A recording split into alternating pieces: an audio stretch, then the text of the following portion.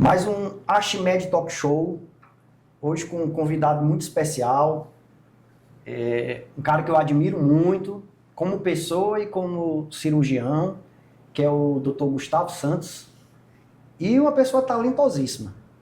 Obrigado, Gustavo, por vir aqui no Archimedes Talk Show, né, que é um espaço para a gente conversar, para as pessoas conhecerem um pouco mais não só o Dr. Gustavo Santos, como o Gustavo Santos mesmo. Certo. Jorge, é um prazer. Quando você me convidou, eu achei uma excelente oportunidade para a gente bater um papo e a gente sabe tanto que as pessoas às vezes querem conhecer um pouco mais da pessoa e não do médico, né? Então, estamos aqui. Muito obrigado pelo convite. Gustavo, assim, voltando lá no início mesmo, porque a gente sempre tem, quando a gente escolhe ser médico, né, que é uma profissão especial, né? Eu também sou suspeito para falar, né? Mas é uma profissão especial, que a gente vai cuidar das pessoas, a responsabilidade é muito grande, né? E às vezes quando a gente pensa em ser médico, a gente está lá ainda numa fase bem precoce da vida. Você já pensou em ser médico desde criança ou foi amadurecendo a ideia? Como é que é isso? Aí tem um problema de uma entrevista dessa. Aí eu vou ter que falar algumas coisas, o pessoal vai achar que eu sou doido. Eu queria ser físico nuclear. Físico nuclear. Cara, eu sempre gostei de física. No colégio, as minhas matérias que eu gostava mais e eu era apaixonado, era matemática e física. E eu acho até que eu tinha realmente talento para isso. E eu, com 14 anos, foi uma época que eu comecei a estudar coisas fora do colégio, ler coisas de física. Até hoje eu tenho um livro de física na minha mesa de cabeceira. E eu era apaixonado de um ponto que eu prometi para mim, eu vou ser físico. Bom, acabou que eu entrei na medicina. Se quiser, depois a gente pode entrar um pouco para explicar como é que eu cheguei na medicina. Mas eu não larguei essa ideia. Eu ainda acho que um dia, talvez, quando eu já estiver mais velho, que eu não der mais para ser cirurgião, quem sabe eu vou dizer o seguinte, cara, vou fazer um vestibular, vou fazer física agora para fazer o que eu sempre queria. E hoje a gente fica jovem por muito tempo, né? Você se cuida, né? Você se alimenta direito, agora tá, né, no esporte, então é uma questão mesmo de decisão, né? Mas me conta aí a história da medicina, já que você queria ser físico Pronto. Nuclear, e onde é que você mudou essa ideia? Como é que eu cheguei lá? Rapaz, na minha família, até então não tinha nenhum médico. E meus pais, obviamente, eles me estimulavam, sabiam que eu tirava nota boa no colégio, então eles imaginavam que eu pudesse passar no vestibular para ser médico. E eles sempre falaram muito isso. E, de certa forma, eu me desencantei um pouco com a física, porque ao longo do tempo, meus pais às vezes chegavam para mim e falavam assim, olha, se eu fosse físico, eu estaria provavelmente sem condição de te dar esse presente aqui que você está querendo. Quando eu quis um computador, olha, se eu fosse físico, talvez eu não conseguisse comprar esse computador como você quer. Até porque naquele tempo o computador era uma coisa cara. E aí eu comecei a ficar preocupado, tipo assim, é legal ser físico, vou estar realizando um sonho, mas e se eu não conseguir dar as coisas para os meus filhos? Se eu não conseguir, meu filho me pedir uma coisa, um presente, eu não puder dar para ele, então eu fiquei com medo disso aí.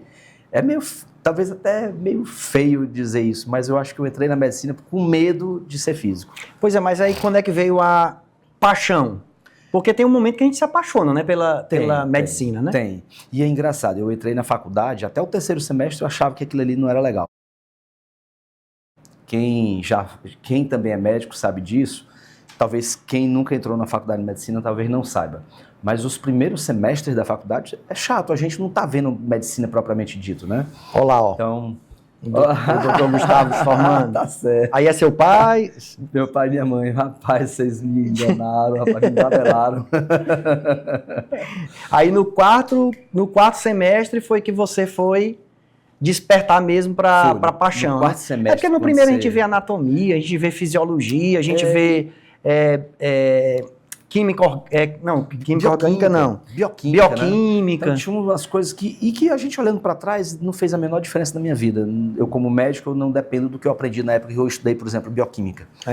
Então, graças a Deus que os currículos médicos estão mudando e para melhor, mas realmente acho que os primeiros 3 semestres são terríveis. Quando a gente estava no quarto semestre, aí você já põe a roupa branca e já vai para o hospital. Aí você Já já vê examina gente, né? paciente.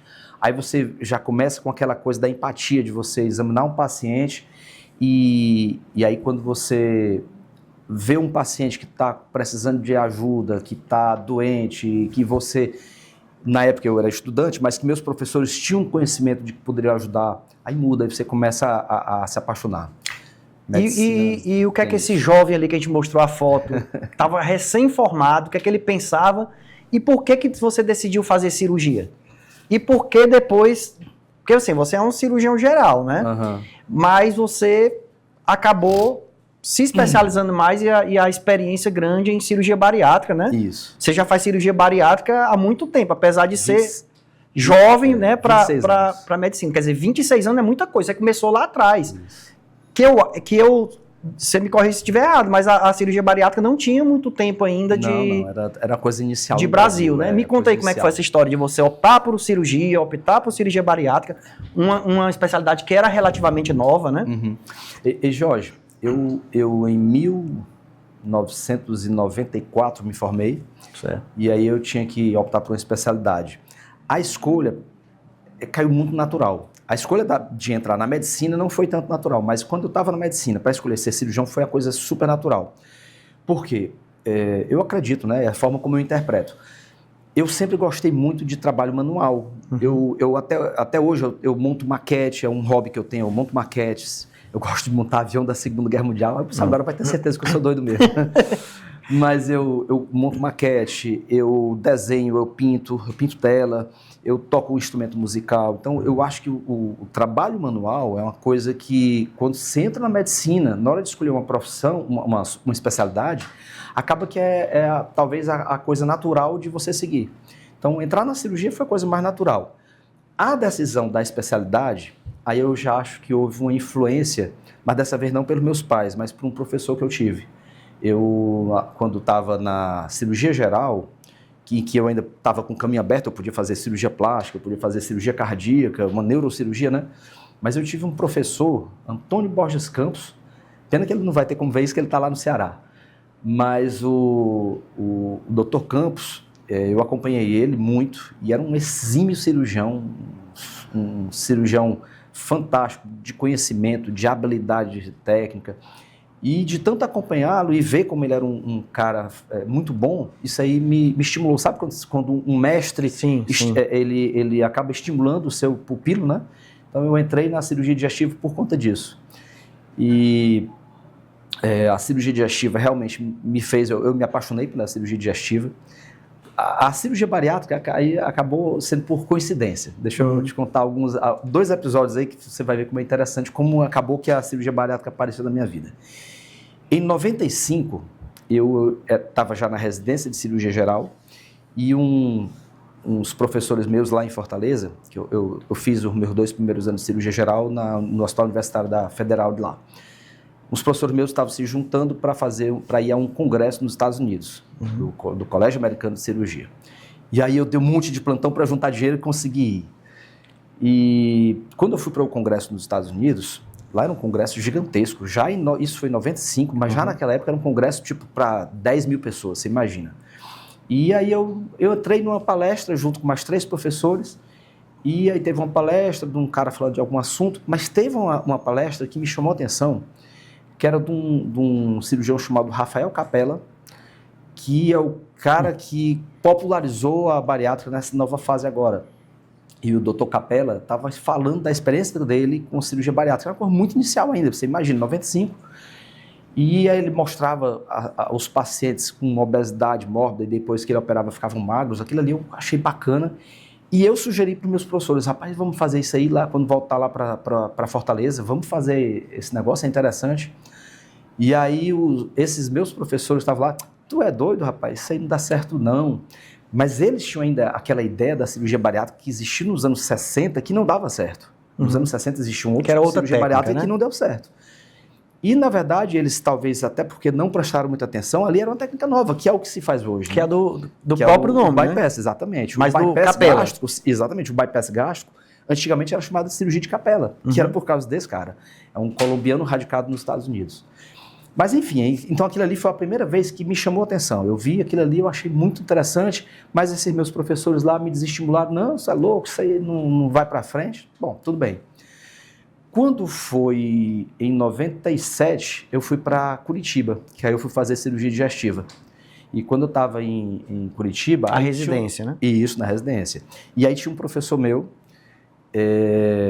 o Dr. Júlio Coelho, que é um cara super conhecido nacionalmente, é um cara que é autor de livros, é um cara com mestrado, doutorado, pós-doutorado, enfim, um cara fantástico. E ele fazia cirurgia bariátrica. Só que aí, de novo, uma coisa engraçada, ele não gostava de fazer bariátrica. Ele dizia que dava muito trabalho, que o acompanhamento tomava muito tempo dele, então ele dizia que não gostava daquilo ali, tanto que ele estava parando de fazer. E realmente, no tempo que eu estive em Curitiba, ele fazia pouco essas cirurgias. Mas aí foi onde eu aprendi. Então, embora que ele não curtia aquilo ali, mas foi onde eu tive a oportunidade de aprender. Mas quando tem um residente também para carregar, né? Aí a pessoa já diz assim, não, deixa comigo. O residente Gustavo aqui vai me livrar um pouquinho do trabalho, aquilo acaba se interessando, né? E aí acabou que eu aprendi a fazer lá, não tive a oportunidade de fazer muitas, porque o próprio professor não era muito fã de fazer bariátrica. E quando foi em 98, eu voltei ao Brasil, ao Piauí. E quando cheguei em Teresina, eu imaginava que ia fazer cirurgia geral a geral. Então, operar hérnia, vesícula, fígado, etc. Mas aí eu quis o destino que eu começasse a fazer bariátrica de uma forma até meio curiosa. A minha irmã, que na época também morava aqui em Teresina, ela chegou para mim e falou assim, ela me chama de Guga. Guga, tu faz uma tal de uma cirurgia chamada bariátrica. Inclusive, as pessoas falavam bariátrica naquela época como quem diz assim, esse negócio aí... Estranho aí. Que é uma coisa que era diferente, ninguém mal ouvia falar, né?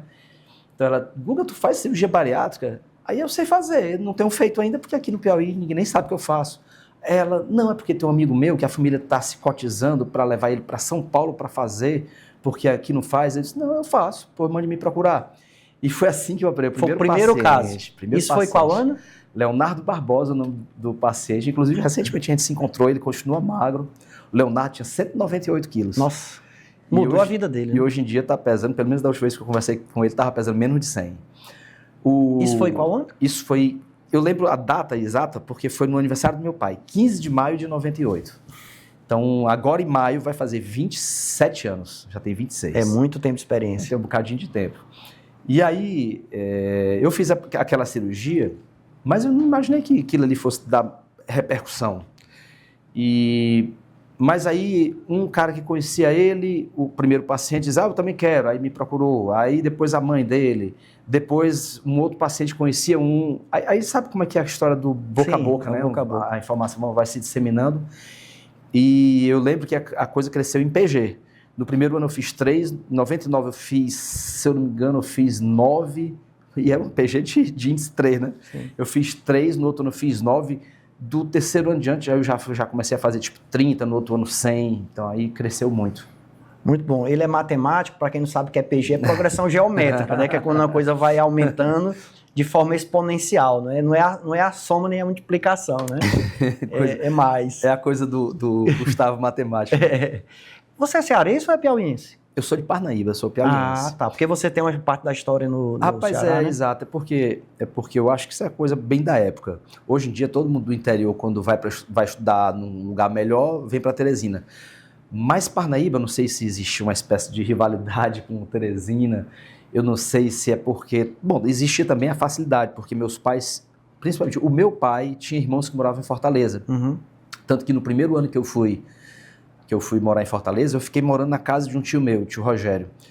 E quando eu fui para Fortaleza, nesse primeiro ano, de certa forma, para mim era muito mais fácil eu estudar lá do que em Teresina. Em Teresina não tinha muito local onde eu pudesse ficar, então acabou que eu fui para ali. Legal. Você já deu um spoiler aí dos seus talentos, né, fora da medicina. Tinha um professor meu, rapaz, eu não recordo qual foi, que ele falava uma coisa muito interessante, que era assim, quem só sabe medicina, nem medicina sabe. Porque, assim, a questão de você, o médico, né, é complexo ser médico, e você tem que entender do ser humano também, né? Isso. Você tem que entender de tudo um pouco, até porque essa parte psicológica, né, do ser humano, você sabe, você tem empatia, você entender quando a pessoa está com um problema ali, você não pode saber só medicina, senão você vira um técnico, né? Vamos falar um pouco dos seus múltiplos talentos, né? Da pintura, por exemplo. Como é que a pintura surgiu, né? Desde quando você já começava a desenhar desde criança? Eu tenho uma filha de 6 anos que ela desenha o tempo todo, vou colocar ela agora na pintura, né? Que é muito bom você estimular isso. Isso é um lado artístico que é diferente do lado pragmático, por exemplo, quando você fez a escolha por medicina, foi uma decisão, olha lá, ó. Depois eu vou perguntar por que isso aí. Porque, rapaz, assim, vocês andaram me stalkeando, rapaz. Pois é, isso assim, que cada pessoa vê o quadro como ela interpreta, né? Ali tá parecendo uma coisa de ficção científica, que já, quer dizer, são vários, olha que bacana, quer dizer, são vários aspectos diferentes, você não pinta só um tema, né? Você pinta vários temas. Isso aí é o que é? Ali era um camaleão. É um camaleão? Um close-up do rosto, da cara de você pinta. Ah, agora entendi, cara, entendi. Quer dizer, você não fica só num tema, né? Você tem vários temas aí. Eu tenho o meu tema predileto, eu gosto de pintar paisagem. Paisagem. Mas eu também, por força de que às vezes eu quero, tipo assim, eu quero dar um presente diferente para uma pessoa, ao invés de você comprar uma coisa que você vai na loja e compra, eu gosto de fazer um quadro para dar para aquela pessoa. Isso aí é exclusivo, tem um valor emocional. Então, para muitas pessoas, eu já fiz um retrato. Então, já dei um retrato para o meu pai, para minha mãe, para o meu sogro, para minha sogra, os avós da minha esposa, todos têm uma pintura que eu fiz. Você já fez exposição? Já e não fiz. Já e não já. Eu, uma vez, teve uma exposição de uma fotógrafa amiga nossa, que ela fazia fotos de crianças, e aí ela me chamou para eu pegar e fazer a pintura da foto que ela fazia. E acabou que eu expus, mas foi uma coisa meio rápida, mas só de tema único. Você pensa nisso? Tenho vontade.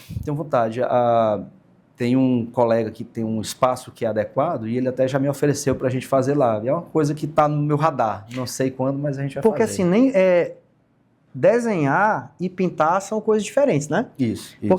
Porque assim, aqui é pintura. Já ouvi que você tem a parte do desenho, que é a parte da fotografia. Isso. Que são técnicas diferentes, né? Como é que você estudou essas técnicas? Rapaz, Jorge, se você olha aí é diferente, né? Aí é outra técnica. Desenho de lápis, isso aí. E porque isso aí é muito difícil, porque tem sombra, né? Tem perspectiva, é bem difícil, né? É engraçado, rapaz. Se você me perguntar assim, Gustavo, qual uma palavra que te define? Eu acho que uma das primeiras palavras que me veio à cabeça é curiosidade. Eu sempre tive prazer de aprender. Então, por exemplo, por que eu falo isso? Você perguntou como é que veio essa história de desenhar e pintar.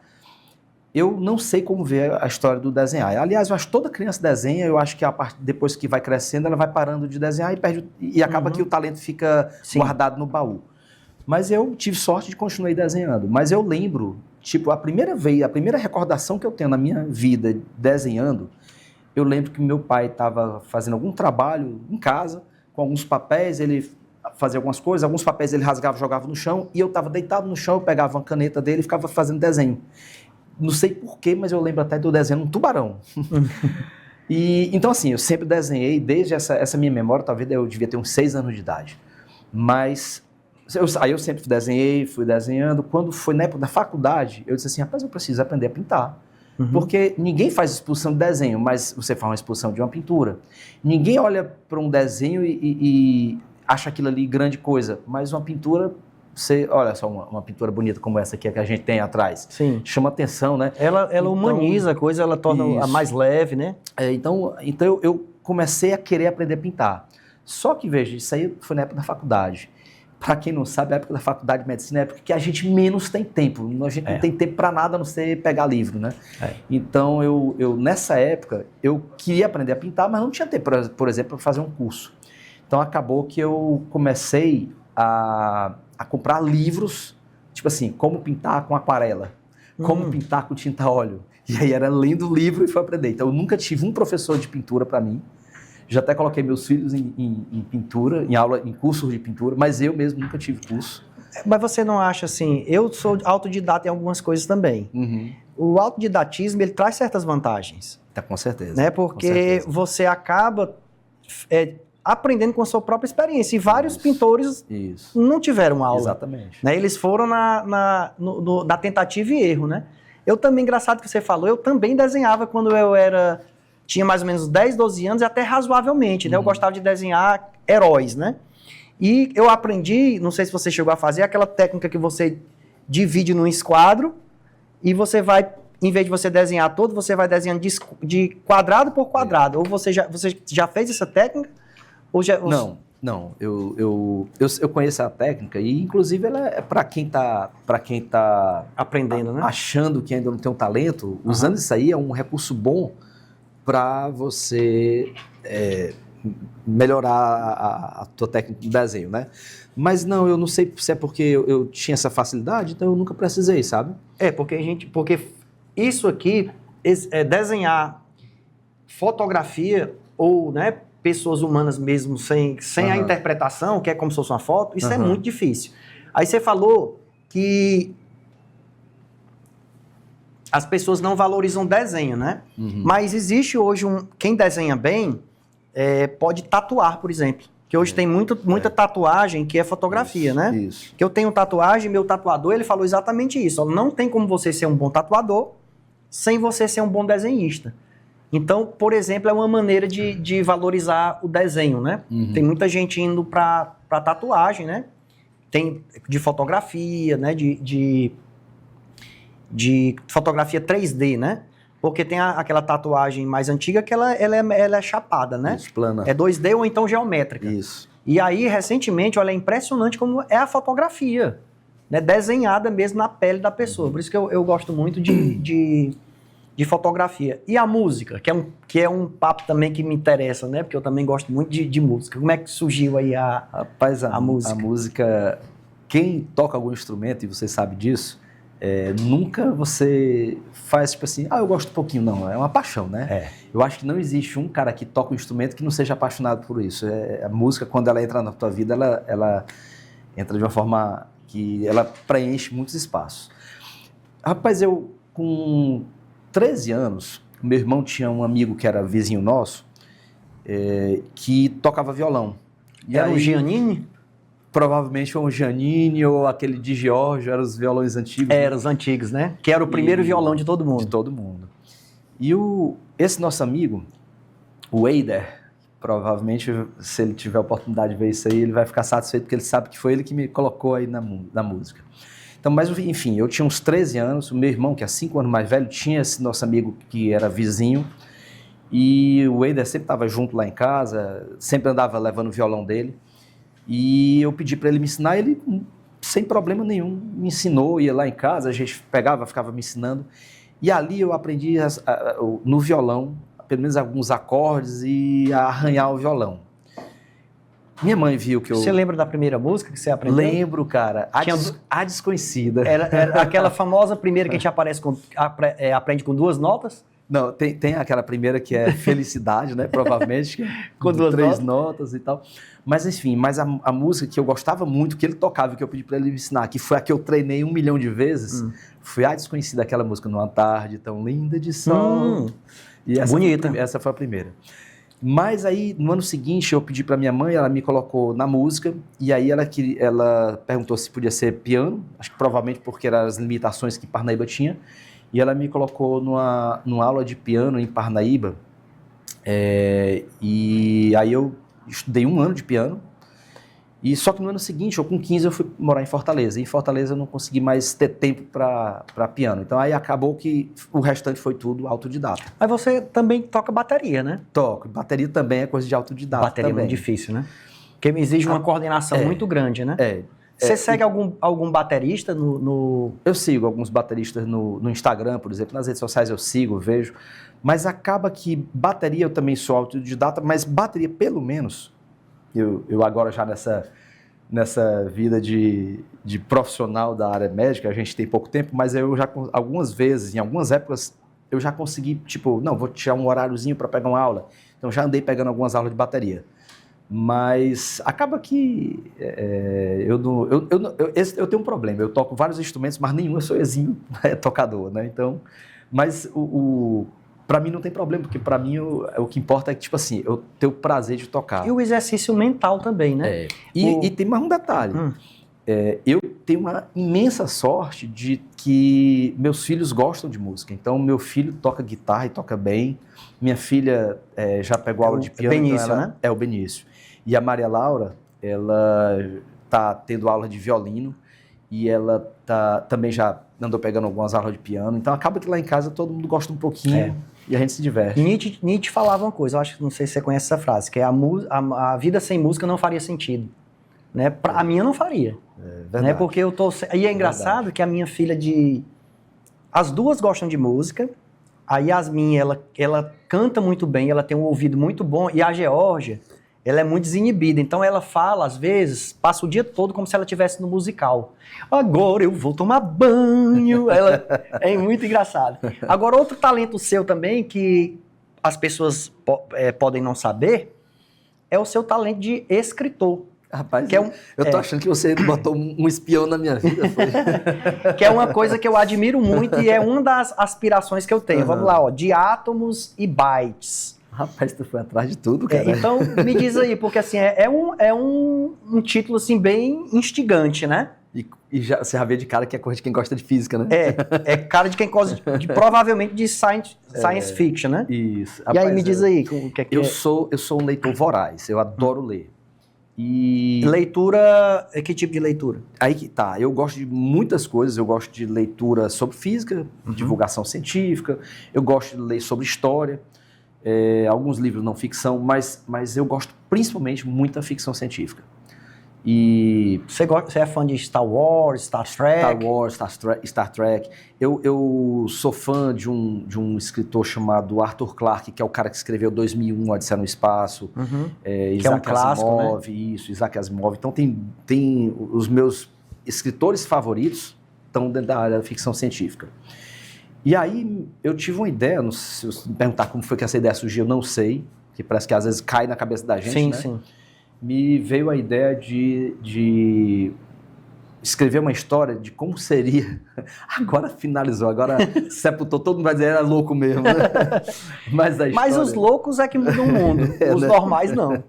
Mas a ideia é mais ou menos o seguinte: eu achei que seria interessante fazer uma história, imaginando que um belo dia os caras daqueles radiotelescópios detectassem uma mensagem como se fosse um sinal de vida inteligência vindo do universo. E aí o começo do livro é mostrando a repercussão dessa mensagem que foi detectada e as pessoas dizendo, e aí, como é que é? Tem vida inteligente no universo? E aí, depois disso, nos capítulos seguintes, os caras que detectaram a mensagem começam a perceber que ela está se aproximando. E, enfim, para não alongar, acaba que os caras estão vendo que essa nave vai chegar em alguns meses, e aí a humanidade começa a se preparar para o que pode ser, porque ninguém sabe se eles estão vindo em paz, ou se eles estão vindo para destruir, ou se eles estão vindo para trazer uma mensagem de crescimento para a humanidade. E no finalzinho do livro, aí você vai ver como é que vai ser esse encontro. Eu não posso dizer nada, spoiler, mas eu não vou dar um spoiler, mas o final é bem legal. É uma coisa que eu acho, modéstia à parte, eu achei que ficou bem criativo. Então eu acho que legal. É uma mensagem bacana no final. E Gustavo, deixa eu te... Porque assim, quando a pessoa escreve sobre alguma coisa, é porque ela tem algum interesse, né? Você, como um amante da matemática, qual é a probabilidade de não existir vida inteligente no universo? Um universo que ninguém consegue definir, porque não sei se foi o Einstein que disse que o universo é infinito com bordas finitas, né? Um negócio que ninguém consegue entender, né? Tanto que o Renato Russo falava que o infinito é um dos deuses mais lindos, que é uma coisa a gente nem consegue imaginar como é o universo. Dá nem pra conceber, né? Qual é a probabilidade que você acha, assim, sem ser em números, né? De existir vida fora da Terra? É maior do que a de não existir? Eu acredito que existe vida fora da Terra. E, inclusive, eu que leio muito sobre livro de ficção, de divulgação científica, eu tenho lido, inclusive, ultimamente, algumas teorias muito, assim, muito diferentes, sabe? Por exemplo, uma das teorias é que talvez, tudo que a gente vê, que a gente acha que é o universo, talvez a gente está tudo dentro de um buraco negro. E o pior que é o seguinte, parece loucura, né? Mas aí o cara que defende isso aí, ele mostra com argumentos científicos, e aí a parte da matemática eu não entendo, porque não é mais da minha área, Mas eles falam que isso é uma possibilidade. Mas enfim, isso que você está falando aí, vai uma dica. Quando eu estiver em algum lugar querendo ir embora, se quiser que eu fique mais tempo, começa a puxar esse assunto que eu adoro. Existe um negócio chamado a paradoxo de Fermi, dizendo o seguinte: é muito provável que exista vida fora da Terra, mas se existe, por que eles não apareceram, né? Então isso aí dá assunto para 2 horas aqui ou mais. Porque assim, pode ser mais inteligente do que a gente, pode ser menos. Pode ser mais evoluído do ponto de vista tecnológico, pode ser menos evoluído. Pode ser que eles já tenham existido, talvez nem existam mais, só que se a gente pudesse observá-los, talvez a luz de onde eles estão ainda nem tivesse chegado aqui. E eu ainda tenho outra teoria, talvez a gente seja tão ignorante para eles que eles não dão bola, conhecer, né? Esses aí não, que não vale nem a pena a gente ir para lá. Não dão bola. Agora, o que é que tu acha desse projeto do Elon Musk, da vida interplanetária e desse projeto dele? Rapaz, eu acho que o Elon Musk é um cara fantástico. Ele não é à toa que ele está onde está, né? Eu também. Ele é o Tony Stark da realidade. E ele é um nerd que deu certo demais, né? Então, eu que também às vezes me considero um nerd. Você Sou, né? Tá bom, eu assumo. Mas o que ele fala é a coisa mais certa que existe. Cara, a nossa vida na Terra ela é muito fugaz, ela pode desaparecer por um belo dia. Um meteoro. Vai chegar um meteoro aqui e acaba com tudo. Que é uma das teorias dos dinossauros. Foi o que aconteceu 65 milhões de anos atrás com os dinossauros. E a cratera existe, tá para quem quiser ver, é o Golfo do México. Sim. E que ali, não é à toa que ela é circular, aquilo ali foi uma cratera, né? Ainda tem não vou aliviar não, a burrice humana de poder se autodestruir. Também. Né? Com os mísseis e com tudo, né? Bomba nuclear. E falando em físico, é um dos arrependimentos do Albert Einstein, né? De ter contribuído, porque se não fosse o conhecimento de matemática e de física dele, talvez não existisse a bomba atômica, embora ele não seja o pai da bomba atômica, né? Mas você sabe que tem gente que diz, eu não estou dando minha opinião pessoal não, porque eu não parei muito para refletir sobre isso, mas tem gente que diz que o desenvolvimento da bomba atômica ajudou a diminuir o número de mortes. Talvez. Na Segunda Guerra Mundial, se não tivesse existido os 2 ataques, sim, provavelmente teria tido muito mais mortes, porque o Japão não queria também se render, né? E faz parte da cultura japonesa de não se render. Eles fazem o harakiri, né? Eles se matam, mas não se entregam. Então ia ser um desastre total, ia morrer muito americano, muito japonês, e era provável até que a conta de mortes ele fosse maior. Mas eu nem entro muito nesse mérito, porque isso é uma coisa para você refletir, é pesado, né? O japonês, ele é um povo muito interessante. Estava até falando recentemente que além do harakiri, né, que é uma coisa de você se matar por honra, que continuam fazendo, por exemplo, um CEO de uma empresa que vai à falência ou tem um escândalo de corrupção, às vezes o harakiri é pegar aqui a espada, geralmente eles é aqui na altura da horta, fígado, né? Uhum. E eles se matam. Outra coisa, que não sei se vocês sabem, é kiroshi, que é a morte por trabalho. Tem isso, então tem. E é uma das causas de morte, né? É por insuficiência cardíaca. O brasileiro, né? Ele tem a cultura, uma boa parte, se o trabalho termina às 17 horas, 10 para 17 ele já está arrumando as coisas para ir embora. Já o japonês, ele assim, o chefe não foi embora, ele não vai embora. Por quê? Porque ele vai ficar envergonhado. Uhum. Então lá tem muita gente que morre por trabalho. E é interessante, essa cultura, a coisa da cultura japonesa também tem o seguinte, às vezes os caras trabalham tanto que às vezes dormem. E, por exemplo, no Brasil, se você vê alguém dormindo no trabalho, é uma vergonha, né? Mas lá, às vezes, eles acham o seguinte, o cara tá trabalhando tão duro, anda trabalhando tanto, que ele tá com sono. Então, às vezes, a pessoa tá dormindo no metrô, tá dormindo esperando um ônibus, na parada do ônibus, e eles acham aquilo ali um sinal de honra, aquele cara é trabalhador. Tá dormindo porque não tá trabalhando demais. Nós temos isso, nós que vemos da cirurgia geral. Antes de entrar na cirurgia geral, eu passava meia hora para dormir.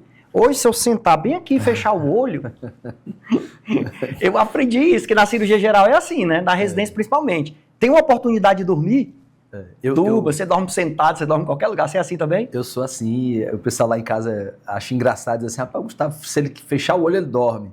E às vezes eu tô tão cansado, mas tão cansado, que às vezes eu chego em casa e eu digo assim, não, vou dormir 20 minutos. Aí o pessoal vai dormir 20 minutos? Eu preciso só desses 20 minutos. E aquilo ali me deixa renovado.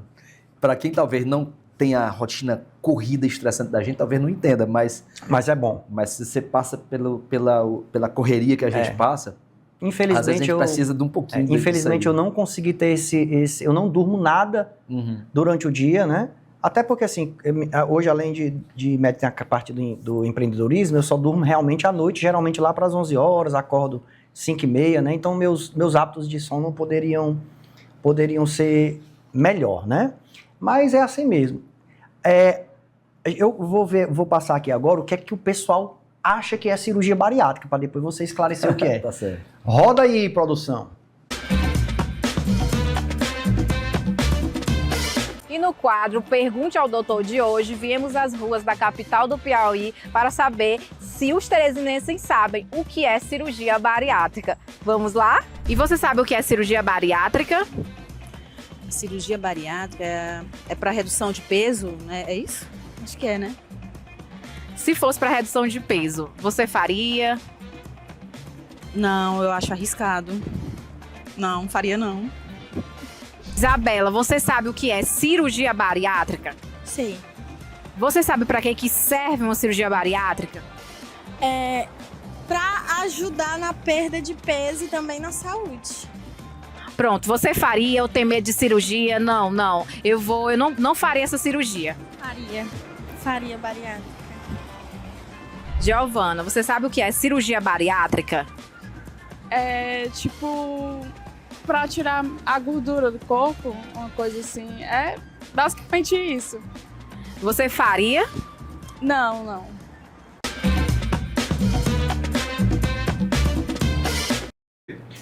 Gustavo, o que é que você achou interessante nessas pessoas aí? Qual a característica, né, da que diz que faria e da que disseram que não faria?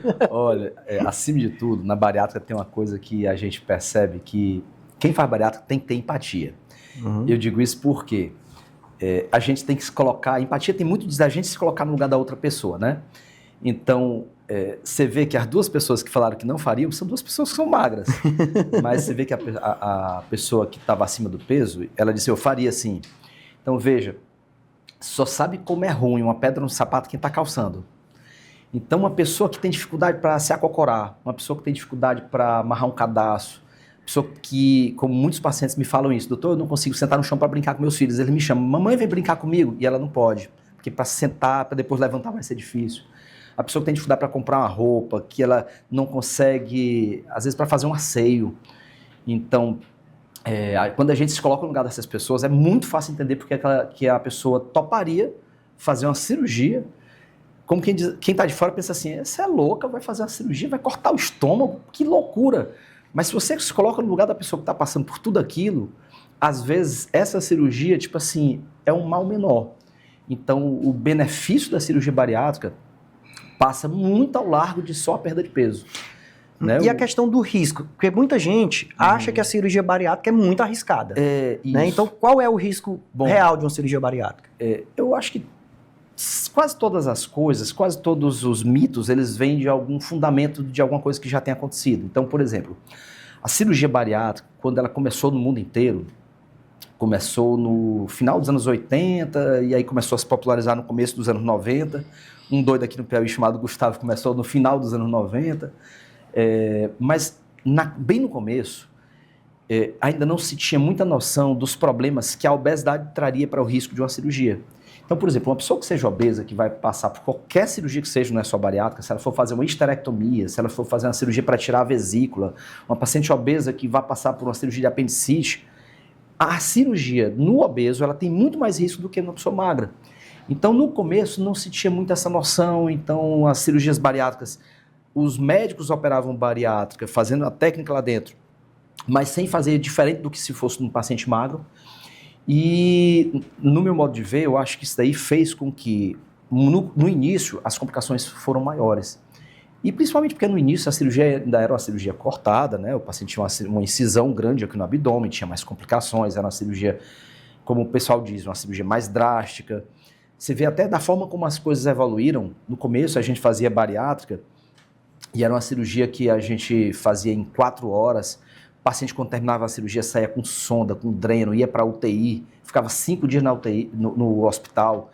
Hoje a gente faz a cirurgia, tipo, se eu operar de manhã, À tarde o paciente já está sentado conversando. Se ele quiser fazer xixi, ele se levanta, caminha até o banheiro e volta. O paciente que faz bariátrica nos dias de hoje não precisa mais fazer a incisão, a gente faz 5 furinhos pequenos, tamanho de uma casa de botão. Não vai mais para a UTI, não fica com dreno, não fica com sonda. E o principal, números. A cirurgia bariátrica hoje em dia é muito segura, muito segura.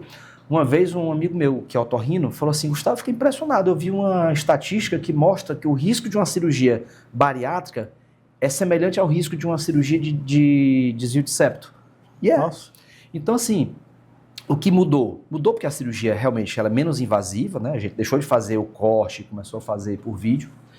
E mudou também porque a cirurgia bariátrica, ela, hoje em dia, ela é feita já com aqueles cuidados que a gente tem, sabendo que aquele paciente, por ser obeso, então a gente sabe que tem que ter alguns cuidados a mais. Tipo, não precisa entrar no linguajar médico, não, mas é fácil de entender. Tipo, o paciente que vai operar bariátrica, ele tem um risco maior de ter trombose. Ah, então vamos precaver. Então, o paciente que vai fazer bariátrica, antes a gente dá anticoagulante, a gente manda o paciente usar aquela meia elástica de compressão, o paciente que opera, a gente já orienta ele a não ficar muito tempo acamado, a gente orienta ele logo no primeiro dia já está sentando, caminhando, se movimentando.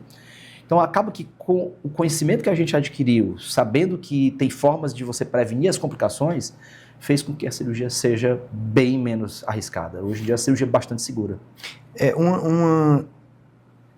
Eu sou testemunha disso, né? Para quem não sabe, eu sou endoscopista e faço os pré- e pós-operatórios das cirurgias do Gustavo e a gente não vê complicação. A gente vê a satisfação. E o interessante é que eu não sou muito bom de fisionomia, né? E às vezes a pessoa vem obesa Depois volta e depois volta, né? Aí é claro que eu vejo lá, é do Gustavo. Aí eu vou lá e olho para a pessoa. E às vezes são duas pessoas diferentes. Até a postura dela, a linguagem corporal dela muda. Verdade. Você vê, por exemplo, as mulheres, elas já chegam já vestidas diferentes, você já vê uma vaidade ali, os homens já estão, né? Alguns depois já ajeitam os dentes, já. Então você vê a pessoa mudando. Mas em vez do meu depoimento, vamos ver um depoimento aqui de um paciente seu que foi operado. Então, tudo começou a partir de uma crise que eu tive. Um desmaio que eu tive, inclusive, aqui na empresa, na loja. E a partir daí eu fui recomendado aí num endocrinologista, né? Aí chegando lá, fiz os exames e foi constatado realmente isso. Pressão alta, glicose, pressão alta, taxa de triglicerídeo alta, entendeu? Aí foi recomendado eu fazer uma dieta. Aí eu resolvi fazer, só que não consegui. Aí, como eu sou uma pessoa curiosa, aí eu fui pesquisar sobre a bariátrica. Aí eu peguei e fui no gastro, só que esse gastro que eu fui não fazia cirurgia. Aí foi quem me indicaram o Dr. Gustavo. Aí a partir daí eu peguei e me interessei em fazer. No começo estava bem nervoso, né?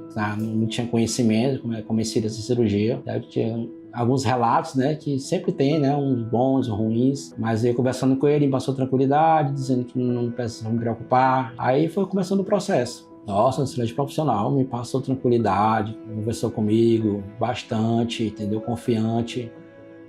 No momento algum tive medo, assim, após o primeiro contato que eu tive com ele, entendeu? 112 quilos, hoje eu tô com 74. 1 ano e 2 meses, mais ou menos, é isso mesmo.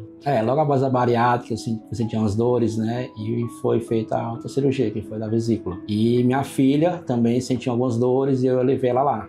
Aí, depois de alguns exames, ele recomendou a cirurgia. Inclusive, foi com ele também, foi um grande sucesso. Não, eu queria agradecer muito ao Dr. Gustavo, né? Pela receptividade, entendeu? Pela confiança que ele passou para mim, entendeu? Hoje eu sou uma pessoa melhor, entendeu?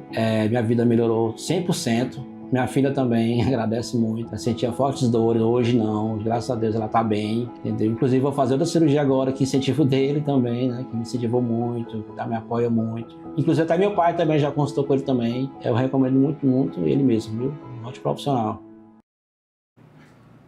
E aí, Gustavo, o que é que tu sente assim, vendo que o que você fez mudou realmente a vida de uma pessoa, não, de uma família aí, que você vê que... Verdade. E Jorge, eu posso lhe dizer o seguinte, que uma das coisas mais bonitas da medicina é a sensação de você ver como você pode fazer a diferença, e isso gera na gente uma grande sensação de gratificação. Então eu me sinto muito gratificado, acho que é um presente que Deus me dá de eu poder pegar, ajudar as pessoas e depois ver esse resultado. E o mais legal, eu acho, posso estar enganado, isso é só minha opinião, mas eu acho que na medicina são poucas áreas em que a gente se sente tão gratificado como na bariátrica. Porque, por exemplo, se você opera uma pedra na vesícula, o paciente fica bem, ele é grato a ti, mas aquilo ali é uma página virada e acabou. Já a pessoa que faz uma bariátrica, rapaz, a mudança não é só no peso, sabe? A mudança no estilo de vida que ela vai passar a ter, a mudança no astral, na autoestima, na forma como ela vê o mundo e como ela responde ao mundo, muda de um tanto que esse paciente, ele quando ele volta pra gente, ele demonstra essa satisfação e isso dá uma gratificação gigantesca na gente. Se eu vier pro consultório chateado com algum problema, muitas vezes eu volto para casa de boa, porque aquilo ali reenergiza a gente, né? O paciente que chega no consultório dizendo, doutor, tô tão feliz, foi a melhor coisa que eu fiz na minha vida. Doutor, se eu soubesse que era assim, já tinha feito antes. Doutor, mudou. E a gente, mesmo quando ele não diz, a gente percebe. Eu nunca esqueci de um paciente chamado Francisco José, que eu operei, já tem muito tempo atrás isso. O Francisco José, quando eu operei, na primeira vez que ele entrou no consultório, ele... Até para falar comigo, ele falava assim de cabeça baixa, cumprimentava assim, nada efusivo, e quando eu perguntava as coisas para ele, quem respondia era a mãe. Esse paciente, depois que ele operou, ele voltava no consultório, doutor Gustavo, tudo bem? Sabe, ele chegava falante, ele não ia mais com a mãe. Então aquele cara que era tímido, retraído, que provavelmente estava se escondendo dentro de si, de repente passou um cara que se abriu para o mundo, né? Então eu acho que é uma das coisas mais fantásticas da minha profissão, é essa sensação de gratificação que a gente sente. Isso é um negócio sem preço. Uma coisa interessante também da gente falar para o pessoal, que obesidade, né, é uma doença crônica e não é só a questão estética, a questão de dificuldade de locomoção, né? Você citou esse seu paciente que talvez tivesse depressão, né? Ansiedade, e tem várias outras doenças associadas à obesidade, né? Você poderia falar para o público aí que às vezes a pessoa pensa que a obesidade é só a questão de peso, de estética, né? Não é. Olha, se as pessoas pararem para pensar, mesmo sem ser médico, ela sabe que algumas coisas a obesidade vai causar. Então, um leigo, qualquer pessoa sabe que se ela está muito acima do peso, ela tem um risco de ter pressão alta, de ter colesterol alto, de ter diabetes, né? Mas tem muito mais do que isso. Então, por exemplo, dentro do que você está me perguntando, tem pessoas que não sabem, mas tipo, se uma mulher tosse ou espirra e perde um pouquinho de urina, a gente chama isso de incontinência urinária. Isso, se a pessoa emagrece, tem uma grande chance de desaparecer. Por exemplo, enxaquecas. Enxaquecas têm várias causas, mas os pacientes que são obesos, que têm muitas enxaquecas, e isso é uma coisa que é frequente, quando eles emagrecem, as enxaquecas meio que desaparecem. Parece milagre, mas acontece. Acaba que a gente sabe que existe até a situação em que a pessoa, quando ela está acima do peso, aumenta a pressão intracraniana e realmente elas podem ter enxaquecas com mais frequência. Então, a bariátrica, a melhora da saúde que ela gera não é só naquela coisa assim mais óbvia de uma dor na coluna, a pressão alta, não, sabe? É muito além disso. Então, a apneia do sono, gordura no fígado. Então, se a gente fizer uma lista de doenças que a obesidade causa, é grande. E o pior, entra nessa lista até doenças graves. A gente sabe, e é uma coisa que todo dia a gente vê nas publicações científicas, que quem tem obesidade está muito mais sujeito a ter câncer. Não todo tipo de câncer, mas câncer de mama, de endométrio, de cólon, de pâncreas. Tem vários cânceres que dão mais nos gordinhos do que nos magros. Então, até nisso a cirurgia pode ajudar. Porque muita gente, algumas das pessoas sabem, mas talvez o câncer, né? As pessoas não sabem, né? Até porque cada vez está se sabendo mais, né? Isso. É como toda área. Gustavo, assim, a gente já viu aqui os seus múltiplos talentos, a sua parte profissional, mas agora tem uma parte que também você se dedica bastante a ela, né? Vai lá, produção. Paizinho, o senhor é muito motivo de orgulho meu. Eu tenho o senhor como inspiração. Sinto que a gente é muito mais do que só um pai e filho. A gente é melhor amigo, o senhor sabe disso. Adoramos passar um tempo juntos, sempre fazendo tudo possível para passar um tempo legal, assim. a gente faz atividades, tipo, a gente toca música junto, a gente gosta de escutar música junto e até vai de piscina junto. E até uma coisa besta como lavar seu carro, a gente transforma em um tempo legal junto. E eu quero dizer que eu amo muito você e tô seguindo seu trilho na medicina. Você é uma inspiração pra mim. Se não fosse pelo senhor, eu não sou quem eu sou hoje. Queria agradecer de coração. Amo você. Oi, pai. Vim só para deixar um recado. Eu estou muito feliz que você esteja sendo homenageado hoje. E eu queria falar que você é um ótimo pai. Eu adoro dividir meus hobbies com você, ler livro, pintar, desenhar, conversar. Amo fazer tudo ao seu lado. Você é uma ótima companhia e eu espero que você possa continuar sendo essa pessoa tão maravilhosa que você é. Beijo, eu lhe amo. Rapaz, isso é jogo baixo. Rapaz, isso é jogo baixo. Um sujeito emotivo como eu aqui, a gente tem que fazer força para não desabar. Mas na sua vida, né? Que é uma vida muito corrida, de muitas responsabilidades, você faz um monte de coisa. Qual a importância, assim, da família, né? De você voltar para casa no final desse dia aí? Rapaz, Jorge, a família é o porto seguro que a gente tem, né? Eu muitas vezes, como eu sou um leitor voraz, eu já li muitas coisas sobre filosofia, inclusive, sobre a vida. E é engraçado que os filósofos dizem que existe um grande mistério do qual é o objetivo da vida. Cara, esse mistério eu já resolvi há muito tempo. O objetivo da vida é a gente ter a nossa família, é a gente amar os nossos. Eu não tenho a menor dúvida de que se você disser assim, Gustavo, para que você está aqui na Terra? Para os meus. Minha esposa, meu filho, minha filha, isso aí é o segredo se você pergunta assim, qual é a razão do ser humano? É isso, né? Então eu trabalho muito, mas desligou o botão do trabalho com a minha família. Eu não sou um cara que saio tanto, eu até gosto de viajar muito, mas até nas viagens eu quero estar com eles e eu nem faço tanta questão de sair porque o meu lugar, o Gustavo, o ponto zero do Gustavo é lá em casa, lá no meu lar, com meus filhos, minha esposa, é onde eu estou satisfeito. Vamos ver o que a esposa tem para falar aí, que ela é responsável junto com você, né, por essa família aí bonita. Bom dia, amor. Eita, coisa difícil foi gravar esse teu vídeo, né? Porque desde então que eu fui escolhida para fazer esse vídeo, a gente estava juntinho e não dava certo fazer. Mas enfim, chegou o dia. Falar de você é bem fácil, né? Já temos quase 20 anos aí de história e nos conhecemos de uma forma muito inusitada, né? A nossa diferença de idade, nossa diferença de gostos, e você estava lá, acho que talvez no lugar certo, na hora certa, né? Você me enrolou, me iludiu, foi lá na boate e me conquistou. E aí, com uma semana estávamos namorando, com 3 meses estávamos noivos, com 11 meses estávamos casados e agora já são aí quase 20 anos de história. E 2 filhos lindos, uma família abençoada, graças a Deus.